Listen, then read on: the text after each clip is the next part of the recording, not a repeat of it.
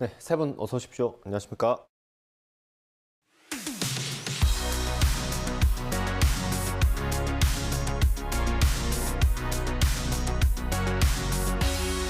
네, 시청자 비평 리뷰 Y 시작하겠습니다. 먼저 김지연 시청자 평가원이 가져오신 오늘의 주제부터 들어봅니다. 추석이 멀지 않았습니다. 밥상머리 물가, 차례상 물가에 대한 관심이 어느 때보다 높은 때죠. 그런 만큼 최근 YTN에선 물가 경제 관련 보도량이 적지 않은데요. 오늘 리뷰와이에서는 최근 물가 상황을 전한 YTN 경제 보도를 집중적으로 살펴보겠습니다. 네, 이제 추석이 얼마 안 남았고요. 이맘때면 항상 이제 물가 관련된 기사가 나오기 마련입니다. 시장님 어떻습니까? 네, 물가가 체감하기에도 많이 높다라고 생각하실 겁니다. 제가 이제 대학생의 한 달 용돈을 기준으로 한번 생각해 봤습니다. 이게 우리가 보통 50만 원이라면 적은 돈은 아닌데 대학생들이 한 달에 쓰기에 또 넉넉한 돈도 아니더라고요. 그런데 이제 왜 이렇게 많이 드는지 따져봤더니 일단 음식값이 많이 올라갔고요.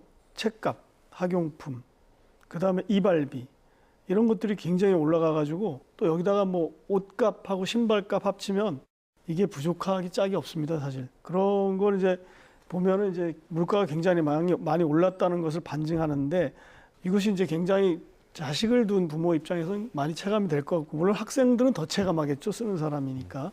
그래서 물가가 굉장히 많이 올라 있는 건 사실이고 또 하나 좀 아이러니는 집값이 굉장히 높은데 월급 가지고 사기 어려운 수십 년을 모아도 사기 어려운데 집값이 또 너무 내려갈까 봐 걱정하는 이런 아이러니도 좀 특이하게 느껴집니다.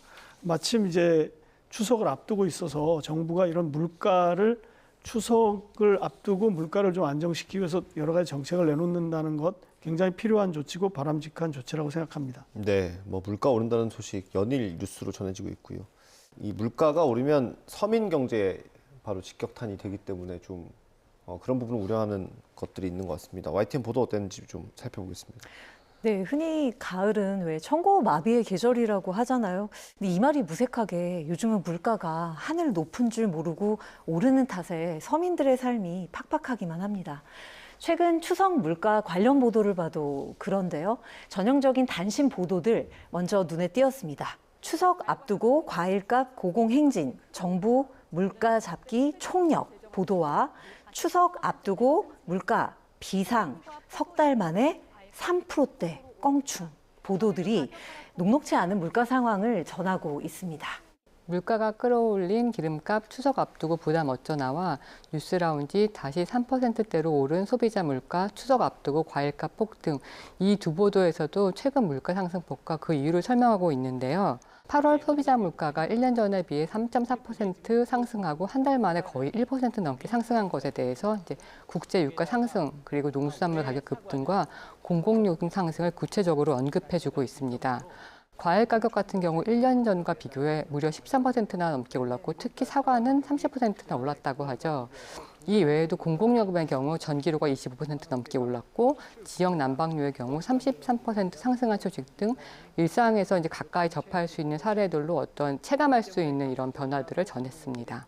저도 사실 박사님께서 언급해 주신 YTN 뉴스라운지 대담을 긍정적으로 봤습니다. 물가 경제 상황을 잘 설명한 좋은 대담의 예로 꼽고 싶습니다. 본 보도는 왜 체감 물가 이제 그런 이야기들 우리도 지금 하고 있는데 체감 물가라고 하죠.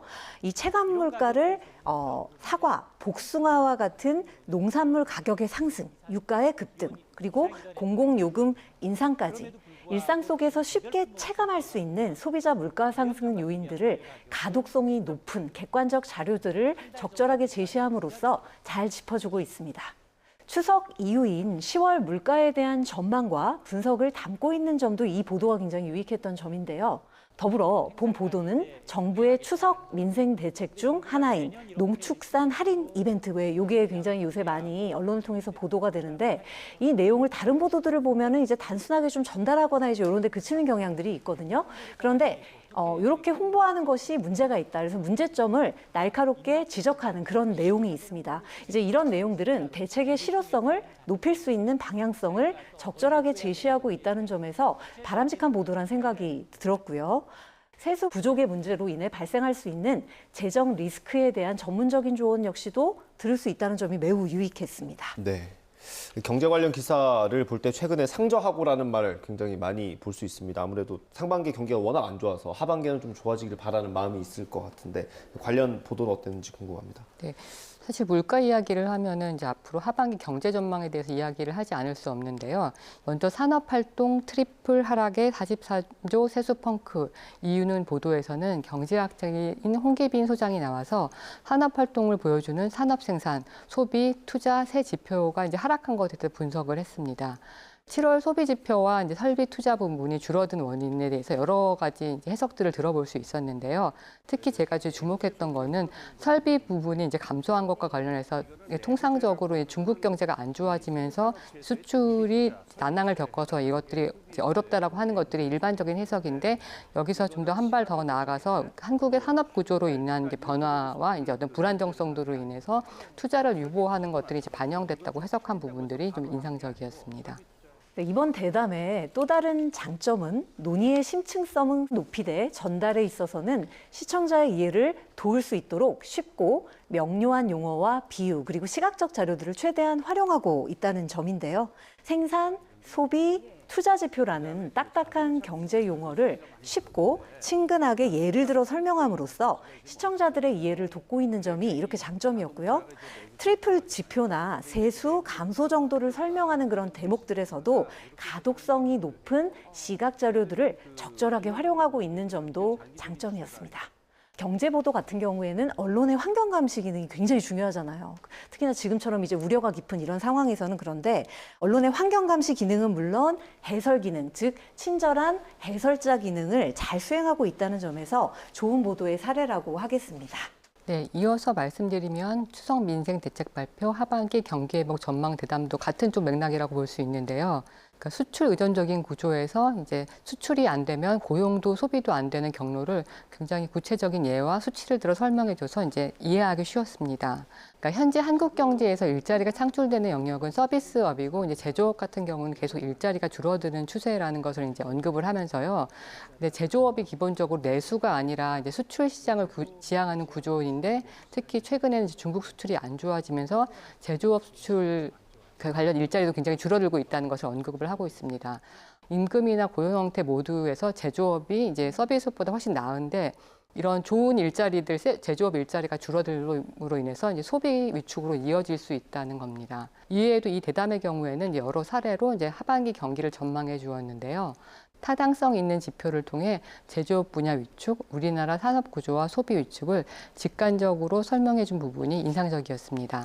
네, 저도 한 가지 말씀드리고 싶은 부분이 있는데요. 해당 대담의 헤드라인을 추석 물가 대책이 아닌 민생 대책 이렇게 조어를 사용하고 있는 점이 저는 좀 특징적이었습니다. 그러니까 그만큼 최근 어두운 하반기 경기 전망에 대한 우려를 좀 담아낸 제목이 아닐까 그렇게 생각을 해봤는데요. 다만 보도의 후반부에 하반기 경제 먹구름이라는 자막이 계속 상단에 배치될 정도로 다양한 차원에서 하반기 경제의 난맥상이 이 보도에서 지적이 되고 있거든요. 네, 일각에서 지적하듯 경제정책은 낙관도 비관도 아닌 전망을 제시할 때 정책 무기력증에 빠지지 않는다. 왜 이런 이야기들을 하잖아요. 그러니까 문제점을 다각도에서 짚어준 좋은 대담이긴 했지만 먹구름 뒤에 가려진 햇살을 찾아내려는 노력은 어떤 게 있을지 함께 살펴봤다면 어땠을까 하는 아쉬움이 남는 대담의 구조였습니다. 반면 유사한 주제의 9월 4일 보도 황금 연휴로 내수진잡, 날씨, 가계빚, 악재 산적 이 보도의 예를 보면요. 이상기후로 먹거리 가격이 인상된 것, 늘어난 가계빚 등의 악재로 인해 연휴에 소비자가 지갑을 열기가 좀 녹록치 않아졌다. 이제 이런 지적들도 있는데요. 선우 내용의 상관성이 높다는 점에 있어서는 저는 뭐 이런 제목의 배치는 적절한 부분이 있다라고 생각을 합니다. 다만 이 제목의 경우에도 제목을 정할 때는 시청자의 불안을 높이거나 상황을 과장하는 제목, 조금 유의가 필요하다는 생각을 하게 됐는데요. 악재 산적 대신에 장애 요인 정도로 했으면 어땠을까 생각을 해봤고요. 다른 보도, 고물가의 쪼그라든 국민소득, 상저하고 회의론 이 보도의 경우도 쪼그라든이라는 이 제목 대신에 감소된 뭐 이 등으로 대체하는 것이 좀 더 적절한 제목의 배치가 아니었을까 생각을 해봤습니다. 네. 이렇게 경제가 안 좋을 때 우리는 정부를 바라볼 수밖에 없습니다. 그래서 정부 대책도 좀 나왔는데 관련 보도는 어땠습니까? 네, 물가가 하루가 다르게 이제 오르면서 젊은 층에서는 아예 이제 돈을 쓰지 않는 무지출 챌린지라는 것도 나타나고 있습니다. 그러니까 임금은 오르지 않고 이제 물가가 상승되면서 소비가 자연스럽게 줄 수밖에 없거나 아니면 적극적으로 소비를 하지 않으면서 이제 전반적인 소비 위축이 나타나고 있습니다. 사실 각종 경제 지표들이 부진한 가운데 이제 정부 역할에 대한 관심이 말씀하신 것처럼 이제 커지고 있는데요. 고물가에 쪼그라든 국민소득, 상저하고 회의론에서는 상승하는 물가랑 오르지 않는 임금의 관계를 통계로 다뤘습니다. 소비자 물가 상승률이 이제 크게 오르면서 이제 정부는 긴축 기조를 유지하려고 하는데 현재 상황을 좀 만회하기 위해서 정부가 해야 할 취해야 될 입장들을 이제 다뤄주고 있습니다. 또 긴축 기조의 경기 찬물 우려도 유연성 필요 보도에서는 정부가 내년 예산을 올해보다 2.8%만 올린 것에 대해서 긴축 기조가 악순환을 불러올 수 있다는 것에 대해서 우려를 전하고 있습니다. 그러니까 수출 회복이 이제 단기간에 이제 되기 어렵다라는 것 때문에 경기 침체를 막기 위해서 이제 최소한의 어떤 부양책이 필요하다라는 전문가 의견과 함께 재정 정책에서의 어떤 유연성이 필요하다는 지적을 담고 있습니다. 추석 연휴에 어떤 연휴를 더 늘려서 국내 관광을 활성화해서 내수를 진작시키겠다는 것, 이제 그런 것들에 대한 효과를 짚었는데요.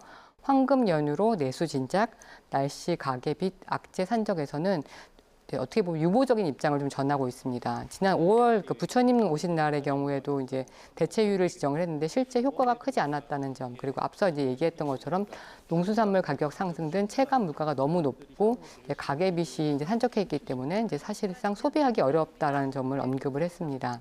급변하는 경제 상황에 따른 어떤 정부의 정책 그리고 입장과 대책을 이제 전문가의 조언과 함께 잘 정리해줘서 굉장히 유익했습니다. 네, 뭐 너무 잘 아시겠지만 우리나라는 수출 의존도가 굉장히 높기 때문에 세계 경기 흐름도 잘 살펴야 되지 않습니까? 그래서 국제부 보도도 좀 살펴봐야 될 것 같은데 어떻습니까? 네, 말씀하신 대로 이제 글로벌 경제 환경에서 이게 여느 나라라고 다를까 싶긴 한데요. 특히나 수출로 먹고 사는 한국의 경제는 소비와 같은 내수적인 요인뿐만 아니라 관련국들과의 무역, 관광, 통화, 금리 정책 등 대외 여건이 대내 여건만큼 매우 중요하죠.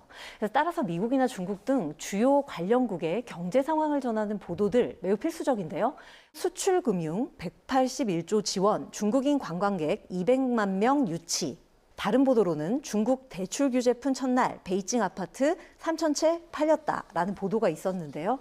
하반기 우리 경기 회복에 중국 경기 회복 굉장히 중요한 관건이다 이렇게 얘기가 많이 되고 있잖아요. 그래서 이런 것들이 영향을 미칠 수 있는 만큼 중국의 경기 전망을 살필 수 있는 사례와 분석을 골고루 제시해 주었다는 점은 좋았습니다. 다만 이게 팩트나 상황을 전달하는 그런 차원에 좀 그친다는 인상이 있어서 다시 말해 이게 단신 보도다 보니까 이와 같은 징후, 현상들 이런 것들이 어떤 변화들을 가져올지 또 어떤 정책적인 변화들과 연결될지 뭐 이런 단기적이고 장기적인 효과가 무엇일지 좀 더 심층적으로 다루는 그런 논의들이 좀 보도 안에서 이루어졌으면 좋았겠다 이런 생각을 해봤습니다. 중국 얘기면 국제부 기사인데 경제 얘기를 해야 되니까 좀 어려울 수도 있을 것 같습니다. 입체적으로 다루기가 쉽지는 않죠. 맞습니다. 저희가 이제 종합보도 채널이다 보니까 경제 뉴스가 이제 경제 채널보다는 좀 깊이가 얕은 건 사실이죠. 그렇지만 이제 경제 뉴스가 아니더라도 어떤 경제에 대한 어떤 촉이나 그 시각, 감각 같은 거를 가질 수 있도록 해주는 건 중요하다고 보는데요. 그런 면에서 이제 기자들이 이렇게 전문성을 올리는 게 좋지만 그렇지 않다면 외부의 어떤 전문가의 도움을 빌어서라도 그렇게 해주는 게 좋겠다고 생각하고요. 또 하나는 이제 조금 전에 말씀하신 것처럼 이게 사실 우리나라 뭐 대외 의존도가 높고 그러다 보니까 국제 뉴스가 사실은 다 경제 뉴스이기도 합니다. 저희가 이제 보통 경제 뉴스, 국제 뉴스, 그다음에 정치 뉴스도 하고 사회 뉴스도 하지만 그런 모든 뉴스들이 다 사실은 경제 뉴스와 관련이 돼 있고 그렇기 때문에 정확하고 빠른 정보 그걸 전해주는 것 그것이 굉장히 더 높은 가치가 아닌가. 그것이 경제 뉴스와 국제 뉴스를 강화하는 하나의 어떤 방향이 아닐까 그렇게 생각을 해봅니다. 오늘 대담을 통해서도 확인했지만 물가 상승의 징후를 발빠르게 전달한 방금 말씀해 주신 것처럼 그런 단신 보도부터 하반기 경기 전망의 구조적인 요인들을 함께 진단하는 심층 보도에 이르기까지 물가, 경제 관련 보도들을 전하는데 YTN이 얼마나 많은 노력을 경주하셨는지 저도 알 수가 있었습니다.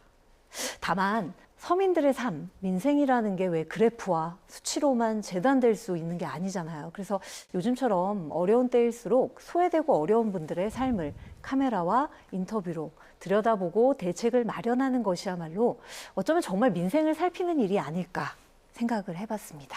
네. 그럼 오늘 리뷰 Y 내용 정리 한번 해보겠습니다. 이것만은 꼭 시간입니다. 평가원님부터 한 줄 요약 들어보겠습니다.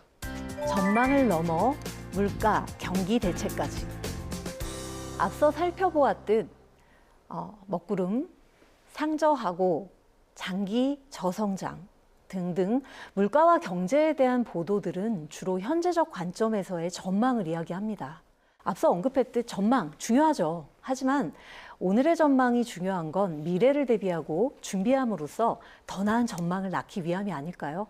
전망을 넘어 더 나은 대안, 대책을 제시할 수 있는 경제보도 YTN에게 어렵지만 부탁드려봅니다. 네, 다음 이선민 박사님 한 줄 평 들어보겠습니다. 저성장 위기 한국 경제 대책 마련에 언론 역할 필요. 각종 지표들이 하락세를 가리키면서 경기 침체에 빠지는 것이 아니냐는 우려가 나오고 있습니다. 미국과 일본의 경우 경제 성장률이 증가하는 걸 봤을 때 한국 경제 상황은 전 세계적인 경기 부진의 문제만은 아닌 것 같습니다. 그렇다고 중국 상황이 나아지기만을 기다릴 수만은 또 없습니다. 저성장, 고물가, 실직소득 감소로 시민들은 어려움을 겪고 있습니다. 경제정책 점검을 비롯해 대안 마련에 힘써주시길 바랍니다. 네, 오늘 리뷰와의 순서 여기서 마치도록 하겠습니다. 세 분 오늘 말씀 잘 들었습니다. 고생하셨습니다.